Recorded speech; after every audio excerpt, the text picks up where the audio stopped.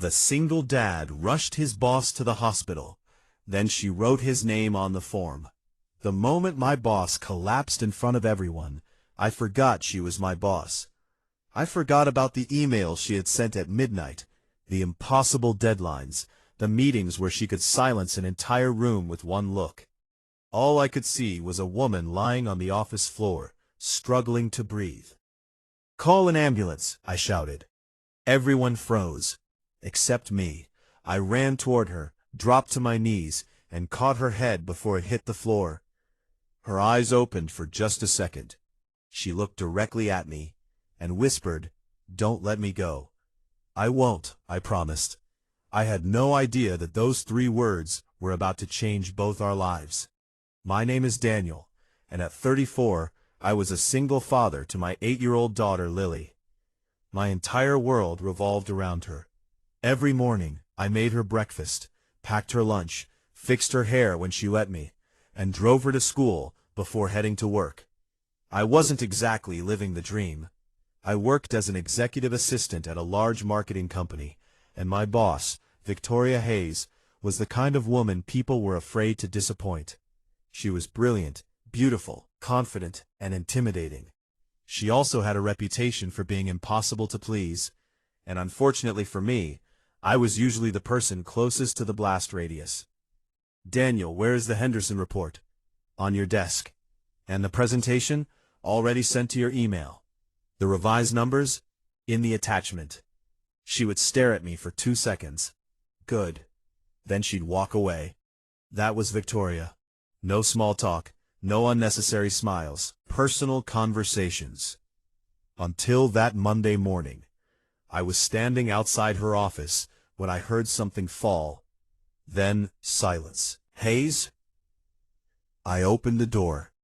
She was sitting on the floor beside her desk, one hand pressed against her chest. Her face had gone pale. "Victoria!" She tried to stand. She couldn't. I caught her. "I'm calling an ambulance." "No." She grabbed my sleeve. "Please." "Victoria, you need a doctor." "I can't go to the hospital." "You absolutely can." She looked terrified. Not angry, not commanding, just scared. "I have a meeting in 20 minutes, she whispered. I almost laughed. "You're having a medical emergency, and you're worried about a meeting?" She closed her eyes. "Someone has to run the company. I think the company will survive one afternoon without you." She opened her eyes and looked at me. For the first time since I'd known her, I saw something behind that cold, professional expression. Loneliness. Then she collapsed against me. The ambulance arrived minutes later. I rode with her. I didn't even think about work. I didn't think about my schedule. I didn't think about anything except keeping her awake. "Victoria, stay with me." Her fingers slowly closed around mine. "I don't want to die." "You're not going to." "How do you know?" "Because I said so." She gave the faintest smile. Then her eyes closed. At the hospital, doctors rushed her through the emergency doors. I stood there alone, staring at my hands. And suddenly, I remembered Lily. I pulled out my phone. 3 missed calls. My heart dropped. The school had called. I immediately called back. "Mr. Carter?" "Yes." "Lily has a fever. She's waiting in the nurse's office." "I'll come right away." I looked toward the emergency room, then at the clock. I was trapped between 2 people who needed me. My daughter needed her dad, and the woman behind those doors had no one else there. I called my neighbor, Mrs. Collins. She agreed to pick Lily up. "Thank you," I said. Then I sat down. I had no idea how long I waited. Maybe an hour, maybe 2. Eventually a doctor came out. "Are you family?" I stood. "No, I'm her assistant." The doctor hesitated. "She needs some tests. We suspect a serious cardiac issue, but we need to run more." "Is she going to be okay?" "We're doing everything we can." I nodded. Then the doctor handed me a clipboard. "We need an emergency contact." I looked at the form. Her family? We couldn't reach anyone. I started filling in what I knew. Her name, her address, her insurance information. Then I stopped. The next line read, "Emergency contact name." I didn't know what to write. I called the office. Her assistant couldn't find anyone. Her parents lived overseas. She wasn't married. No siblings nearby. I stared at the blank line. Then I heard a weak voice behind me. "Daniel." I turned.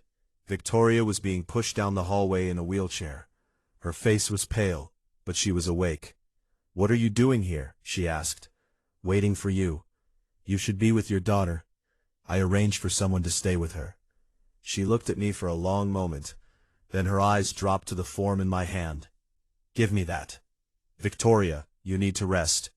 "Daniel." I handed it to her. Her hand trembled as she took the pen. She looked at the emergency contact section. Then she wrote something. I leaned closer. My breath stopped. She had written, "Daniel Carter." My name. I stared at it. "Victoria?" She looked up at me. "I don't have anyone else. You barely know me. I know enough." "What does that mean?" She smiled weakly. "It means you're the first person I thought of when I was scared." I didn't know what to say. For years, I had thought of Victoria as my boss. Nothing more. But sitting there in that hospital hallway, I suddenly realized I had never really known her at all. She wasn't the powerful woman who walked into meetings and scared executives. She was a woman who had nobody to call when she was afraid. And somehow, she'd chosen me. The doctor came back. "Hayes, we need to take you in for more tests." Victoria grabbed my hand. "Will you still be here?" "Yes." "You promise?" "I promise." As the nurses wheeled her away, I stood there frozen. My phone buzzed. It was Lily. "Daddy?" "Hey, sweetheart. Are you coming home?" I looked toward the emergency room. "I will soon." "Are you with your boss?" "Yes." "Is she okay?" "I think she'll be okay." There was a pause. Then Lily said something that caught me completely off guard. "Daddy, maybe she doesn't have anybody." I swallowed. "How do you know?" "Because you said she needed you." Kids have a way of saying things adults spend years avoiding. That night, Victoria underwent several tests. The doctors discovered that stress, exhaustion, and an underlying heart condition had caused the episode. She wasn't out of danger yet, but she was stable. I stayed. At around midnight, I walked into her room. She was awake. "You're still here," she whispered. "I told you I would be. You're going to get fired." I smiled. "I might." She frowned. "Why?" "Because my boss is terrible at following medical advice." For the first time, I saw her laugh. A real laugh. Not the polite one she used at corporate dinners. A warm, genuine laugh. Then she became serious. "Daniel, I owe you an apology." "For what?" "For the way I've treated you. You're my boss. That isn't an excuse."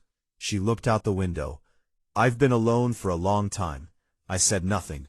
"My husband died 6 years ago," she continued. "I didn't know that. I buried myself in work because it was easier than going home to an empty house." She wiped away a tear.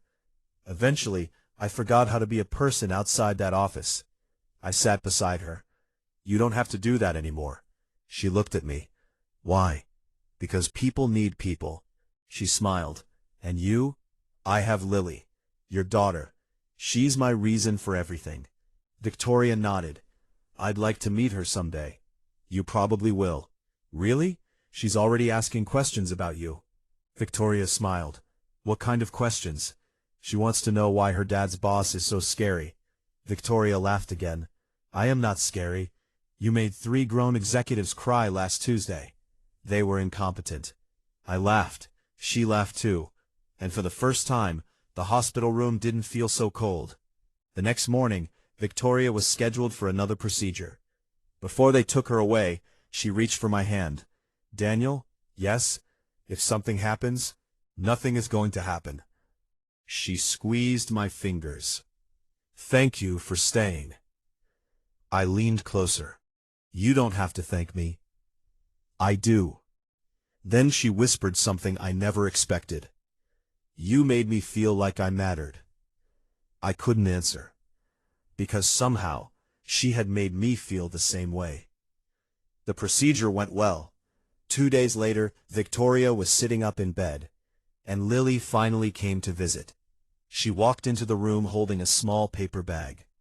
Victoria looked nervous. Lily looked curious. So you're Victoria? Yes. My daddy's boss? Yes.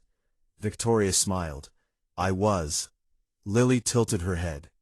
What do you mean, was? Victoria looked at me. I smiled. I'll explain later. Lily handed her the bag. I made you something. Victoria opened it. Inside was a small drawing. 3 people stood beneath the yellow sun. Lily, me, and Victoria. Victoria stared at it, her eyes filled with tears. Who's this? She asked. That's you. Why am I standing with you? Lily shrugged. Because Daddy said you don't have anybody. Victoria looked at me. I expected her to be embarrassed. Instead, she smiled through her tears. Maybe I do now. 6 months later, Victoria returned to work, but she wasn't the same woman anymore. Neither was I. She stopped working until midnight. She started taking weekends off. Favorite pizza order. And one Friday evening, Victoria showed up at our house, carrying 2 pizzas and a board game. Lily opened the door. You're late. Victoria laughed. Traffic. You're 5 minutes late. I apologize. Lily grabbed her hand. Come on. I stood in the kitchen watching them. Victoria looked over her shoulder. What? I smiled. Nothing. She walked toward me. You're staring. I know. Why? Because 6 months ago you wrote my name on an emergency form. She smiled. I remember. I never asked why. Victoria looked at me for a long moment. Then she said softly, because when I was lying in that ambulance, scared out of my mind, your face was the only face I wanted to see. My heart began pounding. Victoria. She stepped closer. I don't know what the future looks like. Neither did I. But I know I don't want to face it alone. I reached for her hand. You don't have to. Behind us, Lily shouted, Are you two coming or not? We both laughed.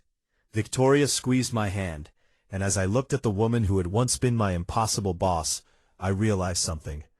Sometimes life doesn't change with a grand announcement. Sometimes it changes with a hospital form, a trembling hand, a name written on a blank line, and a simple decision to stay when everyone else has already walked away. That day, Victoria didn't just write my name as her emergency contact. She wrote my name into the next chapter of her life, and somehow, without either of us realizing it, she had become part of ours.